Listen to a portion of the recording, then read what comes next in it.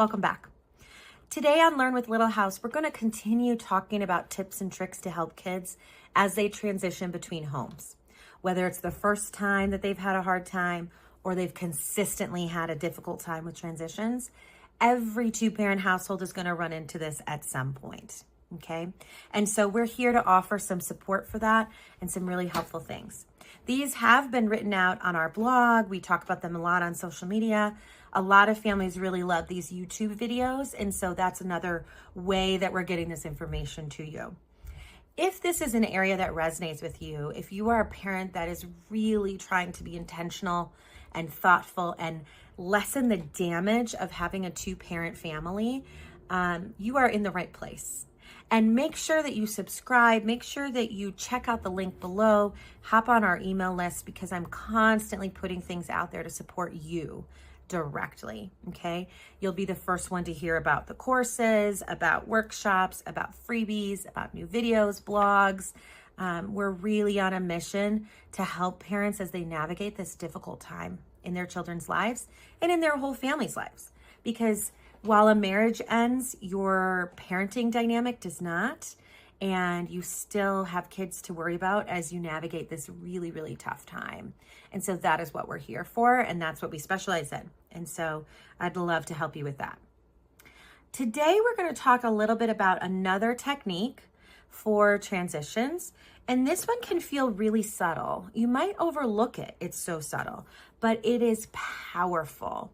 And so if you're not doing this already, I do want you to think about, how am I tuning into what transitions are like for my kiddo?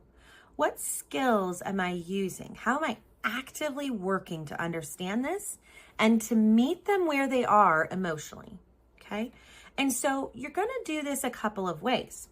After a tricky transition, after a smooth transition between houses, it's really important that you check in with your child. And you might say something like, how was that for you? How did that feel for you? Today felt like it might have gone a little bit hard, like it was a little difficult. What do you think, right? This in itself, do not underestimate how powerful it is to just wonder aloud about what the experience was like. So I love this phrase, I wonder. I use it all the time. And it's my favorite way to ask in a really non-judgmental way what I suspect might be going on. So I may not always know, but I like to use this phrase as my way to check it out. So if I think my child has had a really hard time transitioning from dad's house back to my care, if there was a lot of tears, kicking, screaming, whatever it might have been, I might say something like, I wonder if today felt different to you, right? Or I wonder if maybe because we were rushing, that made things a little bit harder. What do you think? Or just let it hang. Don't respond at all. Just say, I wonder what that was like for you. And leave it open. That's what I mean by let it hang. And see what happens. See what comes out of that. It's a great technique to try. Emotional attuning is sometimes all that you're going to need to do to help in these dynamics, right? Sometimes that's what kids want, is for you to get it and for you to understand it. But hear me when I say, you cannot solve a problem that you do not understand first. And so part of understanding this is really starting to get a good picture of what was happening emotionally for your child.